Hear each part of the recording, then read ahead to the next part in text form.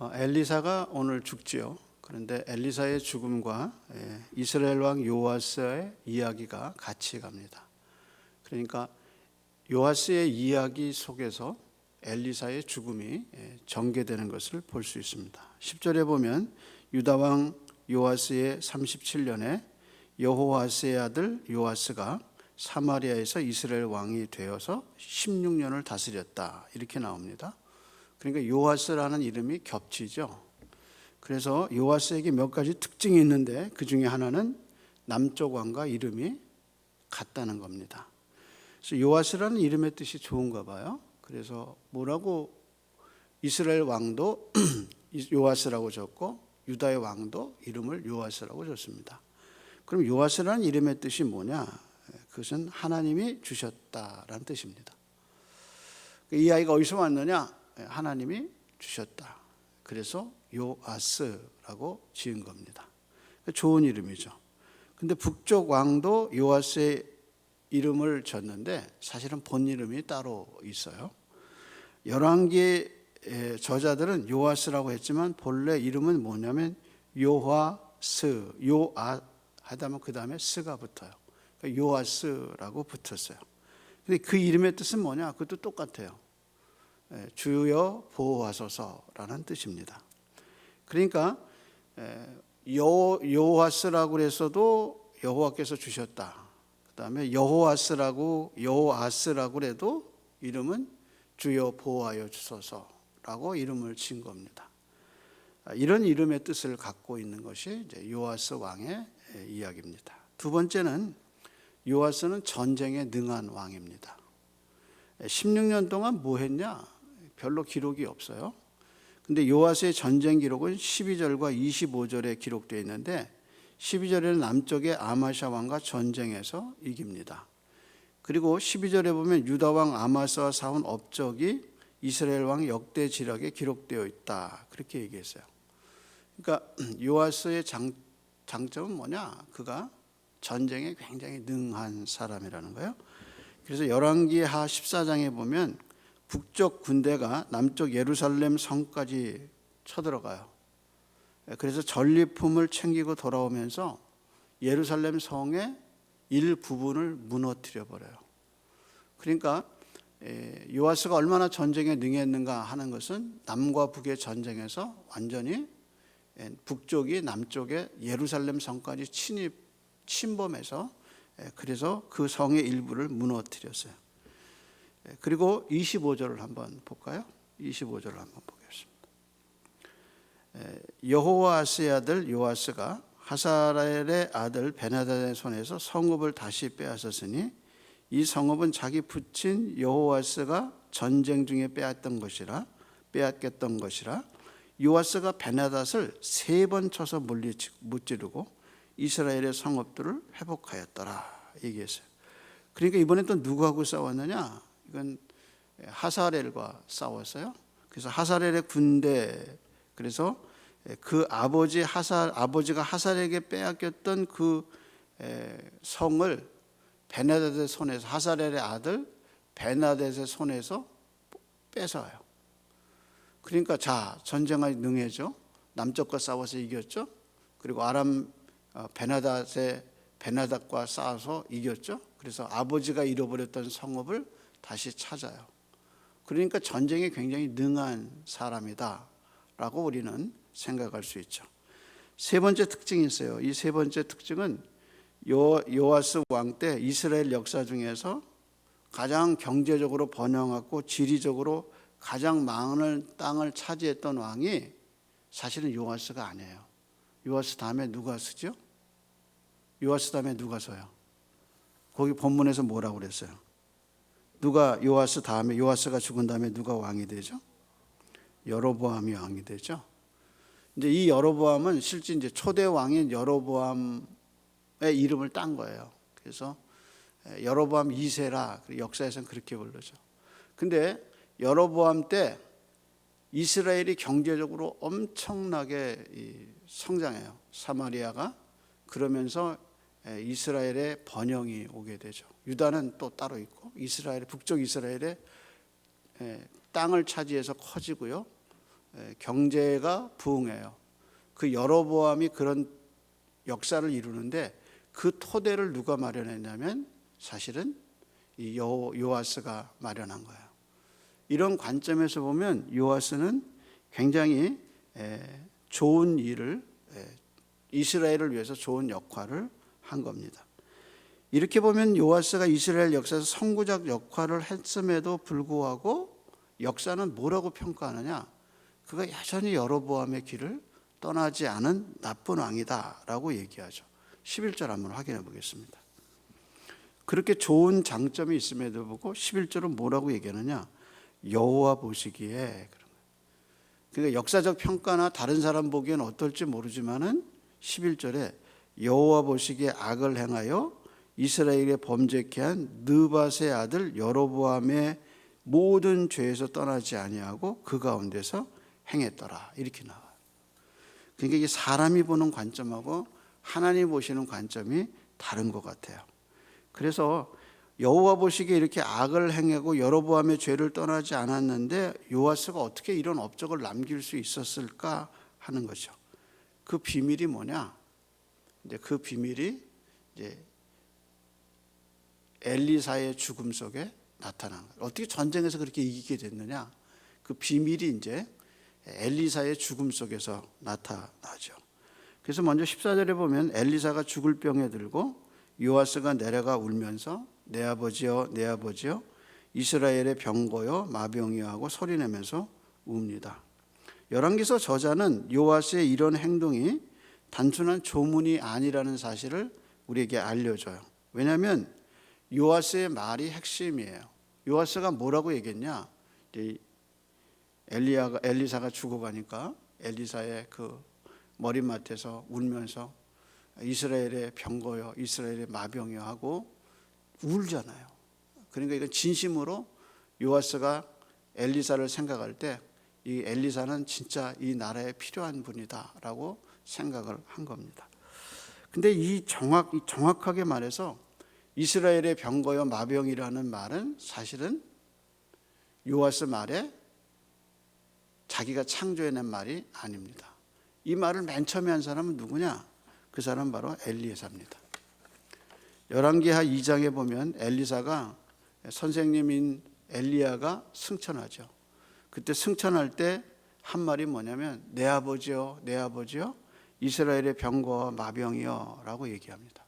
그러니까 자기 눈앞에서 회립바람에 의해서 하늘로 올라가는 엘리야를 보고 정말 내 아버지여 내 아버지여 당신은 이스라엘의 병거였고 마병이었습니다 라고 그렇게 고백을 했어요.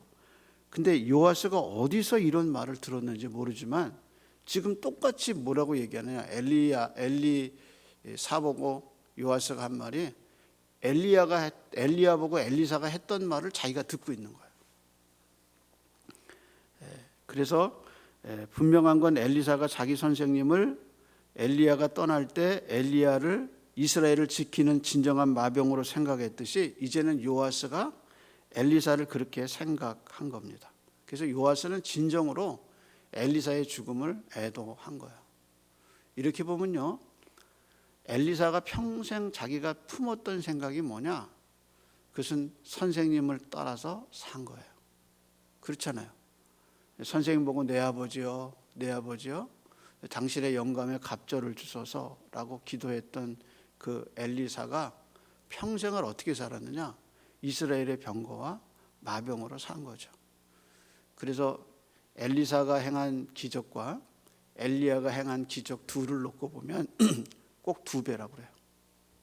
그리고 엘리야보다 엘리사가 더 목회적이었어요. 목회적이었다는 말은 백성들의 아픔에 좀 더 들어갔고 백성들의 슬픔에 또 위로를 좀 더 준 사람이 사실은 엘리야보다는 엘리사입니다. 근데 어떻게 그럴 수 있었느냐? 그가 엘리야를 본받은 거죠. 사람이 무엇을 보고 본받느냐, 그게 굉장히 중요한 거죠. 우리가 큰바위 얼굴이라는 그 미국 동화에서 보듯이 매일매일 산에서 바라보면서 거기 큰바위에 새겨진 얼굴을 바라보면서 저분을 내가 언제 만나나 하고 그 큰바위를 바라보고 있었던 그 소년이 어느 날 다른 사람들의 얼굴에 보니까 그 사람이 바로 큰바위 얼굴이다라는 것처럼 내가 어떤 형의 목회자가 될 거냐, 내가 어떤 형의 삶을 살 거냐, 그 모델이 굉장히 중요한 거예요. 그러니까 요아스가 죽어가는 엘리사 보고 이런 얘기를 했다는 건 이건 정말 대단한 반증이 아닐 수 없어요. 그래서 엘리사와 엘리야의 관계를 보면 우리는 누구를 본받고 살아야 되느냐라는 그 관점에서 우리는 교훈을 얻게 되는 거죠. 이때 이런 엘리사가 요아스에게 마지막 기회를 주죠. 그 기회를 준 얘기가 뭐예요? 활리에게요, 활리에게. 그래서 엘리사가 창문을 열라고 한 뒤에 왕에게 이렇게 얘기하죠. 화살과 활을 갖고 와라. 그래서 활과 화살을 갖고 오니까 쏘라 그러죠. 그래서 왕이 화살을 쏘자 엘리사가 뭐라고 얘기하냐면 이것은 아람에 대한 이스라엘의 구원의 화살이다 라고 얘기를 합니다. 사건은 이후가 중요한데 엘리사가 그렇게 엘리사가 화살을 쏜 요아스 보고 뭐라고 얘기하느냐, 화살 쏜 다음에 뭐라고 그래요? 그걸 땅으로 어떻게 하래요? 치라고 그러죠. 몇 번 쳤어요? 3번 쳤어요. 그랬더니 화를 냈다 그랬죠. 화를 내면서 뭐라 하냐면 만약에 왕이 5번, 대여섯 번 쳤다면 아람이 멸절하였을 것인데 하고 아쉬워하는 장면이 나옵니다. 이게 엘리사의 이제 마지막 말이고 이게 마지막 유언이에요. 그리고 이제 엘리사는 죽어요. 그러면서 이제 엘리사의 뼈 이야기가 이제 다음에 나오죠. 문제는 이거예요. 3번 치면 3번 이기고 5번, 6번 치면 5번, 6번 이긴다. 이게 도대체 이 숫자가 갖고 있는 의미가 뭐냐? 그게 그리고 이 숫자가 가지고 있는 의미가 오늘을 사는 우리하고 무슨 관계가 있느냐 하는 의문을 우리가 자연히 갖게 되는 겁니다. 이 사건을 이해하려면 우리는 요아스의 아버지 여호아스의 시대로 돌아가 봐야 돼요. 여호아스가 아람 나라의 하사렐과 전쟁을 하죠. 그래서 완전히 망하잖아요. 그래서 하사렐이 여호아스가 갖고 있는 국방력을 제한시켜요. 그 제한시킨 게 뭐예요? 병거 10개와 마병 얼마, 그 다음에 보병 얼마, 이렇게 이제 그렇게 한정시켜서 군사력을 확장하지 못하게 했어요. 그것이 이제 그 군사력을 그대로 이어받은 사람이 누구냐? 요아스란 말이에요.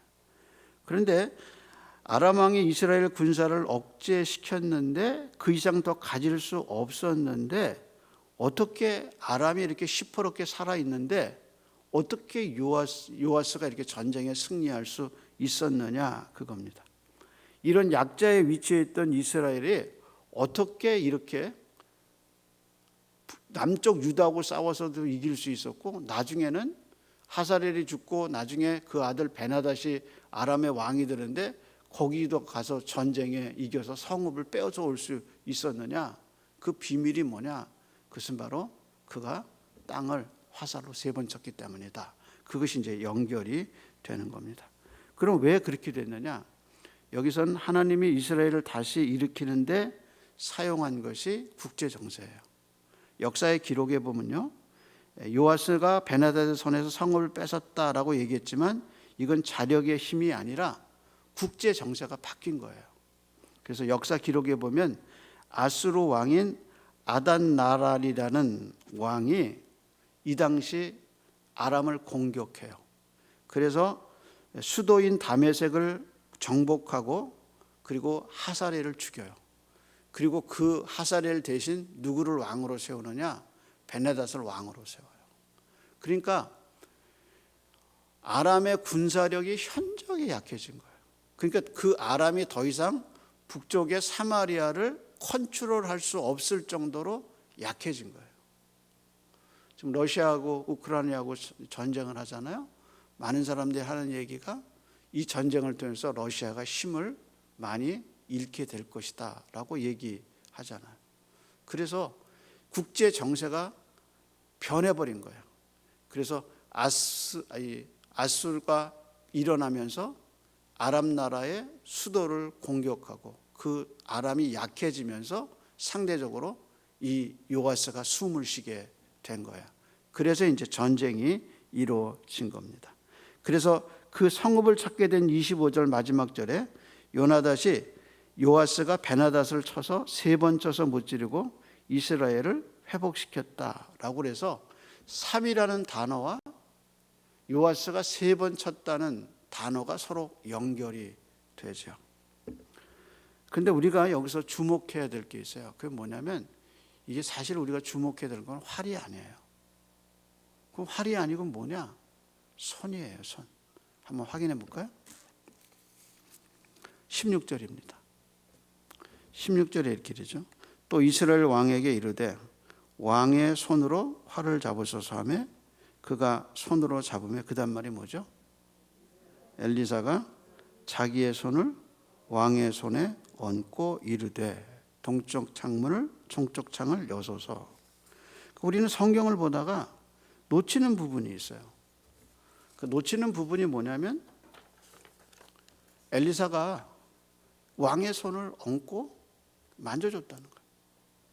근데 이 옛날 번역엔 이걸 뭐라고 그랬냐면 안찰했다 그렇게 얘기했어요. 이렇게 두들기고 이렇게 활력 있게 했다. 그래서 안찰이라는 말을 썼어요. 그런데 구약학자들은 이 엘리사의 손이 왕의 손 위에 얹어 있는 이 사건을 열왕기상 3장하고 연결해요. 그게 뭐냐면 엘리사가 수넴 여자 열왕기하 4장에 수넴 여자의 죽은 아들을 살릴 때 그가 죽은 아이를 살리기 위해서 아이의 몸에 자기 얼굴을 대요. 그러면서 코는 코에, 입은 입에, 이마는 이마에 그 죽은 아이의 몸에 이렇게 자기 몸을 얹어요. 그래서 아이가 눈에 자기 입에 아이의 입에 대고 아이의 손에 자기의 손을 대고 아이의 살이 따뜻해 올 때까지 그 생명력을 불어넣는 장면을 우리 열왕기하 4장에서 봐요. 그러니까 생명을 가진 선지자가 생명이 없는 아이 위에 올라가서 아이를 살리죠. 그것이 바로 열왕기하 4장의 얘기예요. 근데 지금 어떻게 했냐? 요아스의 손을 그 죽어가는 엘리사가 손을 얹으면서 손을 만져주면서 얘기하죠. 여러분, 손은 의지의 표현이고요, 행동의 상징이에요. 그렇잖아요. 손이 없으면 아무것도 못하는 거예요. 그래서 전쟁에서 적을 무력화시킬 때 어떻게 하느냐?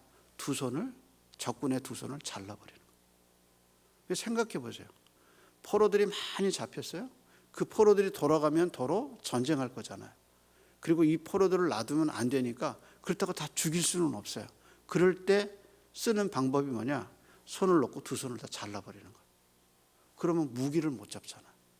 그러면 남자들이 많아도 그 국가는 무기를 들을 수 있는 사람들이 없는 거란 말이에요.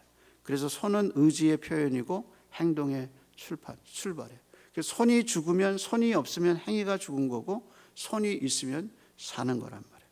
그래서 우리가 기도를 얘기할 때 꼭 드는 게 뭐예요? 기도의 손, 그러죠. 그래서 모든 상징에서 아이들이 기도할 때나 어른들이 기도할 때 꼭 쓰는 게 뭐예요? 손이잖아요. 이렇게 손 모으고 기도하잖아요. 그래서 기도도 기도의 손이라고 말하는 거예요. 그래서 엘리사가 요아스에게 활을 주기 전에 왕의 손부터 살린 거예요. 그러면서 그 손을 들어서 네가 화살을 땅을 쳐라 라고 얘기한 거죠. 근데 왕의 손을 살려줬는데 몇 번까지만 쳤냐? 3번까지 쳤다는 것이 본문의 이야기죠. 우리의 손은 실패하는 손이에요. 우리의 손 갖고 뭘 할 수 있는 사람이 없어요. 우리는 실패를 경험했어요. 근데 이 손을 하나님 붙잡아서 사용하시는 거예요. 그래서 모세에게 하신 말씀이 뭐예요? 네 손에 있는 것이 무엇이냐? 그 손 갖고, 그 손에 있는 거 갖고 뭐 했어요? 동물 쳤거든요. 그거 갖고 아무 능력을 행할 수 없어요. 근데 똑같은 손이에요. 근데 하나님이 얘기하시죠.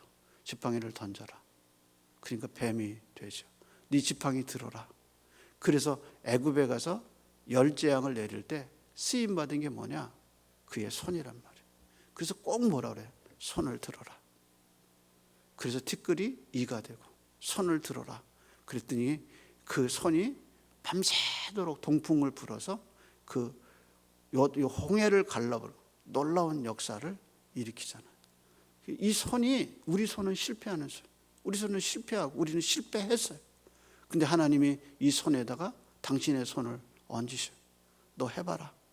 내가 너와 함께한다. 그리고 하나님이 우리의 손을 붙잡아 주시는 거예요.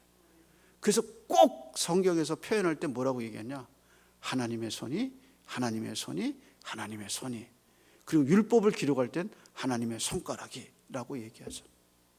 하나님이 무슨 손이 있어요? 하나님이 영이신데. 근데 그 하나님이 우리가 이해하기 쉽게 내가 네 손 붙잡아 준다, 내가 너와 함께한다 할 때 꼭 사용하시는 표현이 뭐냐? 손이란 말이에요. 그래서 이 요아스에게 활을 땅에 치기 전에 만져주는 거예요. 그 죽어가는 엘리사가 만져주면서 손을 어루만지면서 땅을 쳐라 라고 얘기하는 거죠. 따라서 이 시대에서 정말 필요한 게, 지금 이 어둡고 이 힘든 세대 속에서 정말 필요한 건 뭐냐? 전 용기라고 생각해요. 쭈삣쭈삣하게 만들죠. 어디를 가야 되는데 코로나 때문에 못 가. 기도해야 되는데 소리라도 크게 지르고 싶은데 이 침이 튀어나와서. 그래서 항상 우리로 하여금 위축되게 만드는 것이 이 시대의 지금 역할이란 말이에요. 그러니까 또 화살로 팍팍 네 믿음껏 콱콱 몇 번이고 쳐라 그래야 되는데 요아스가 3번밖에 안 친 거예요. 이 메시지가 주는 건 거예요. 두려워하지 말라는 거예요. 놀라지 말라는 거예요. 하나님은 우리의 손을 붙들고 계시다는 거예요. 따라서 이런 관점에서 이 시대에 지금 이 어둠의 역사에서 우리에게 가장 필요한 건 뭐냐? 위축되지 말라는 거예요. 위축되지 말라는 거예요. 이 이야기는요, 우리에게 예수님의 이야기를 가르쳐줘요. 마가복음 5장에 예수님이 회당장 야이로의 딸에 살리실 때 그 방에 있는 사람을 다 내보내셨어요. 그리고 어떻게 했냐? 부모와 사도 중에 3사람, 베드로와 야고보와 요한, 이 3사람만 그 은밀한 자리에 예수님이 초대하셔. 그래서 당신이 야이로의 딸을 살리는 장면을 보여주시죠. 달리다굼, 내가 내게 말하노니 소녀야 일어나라.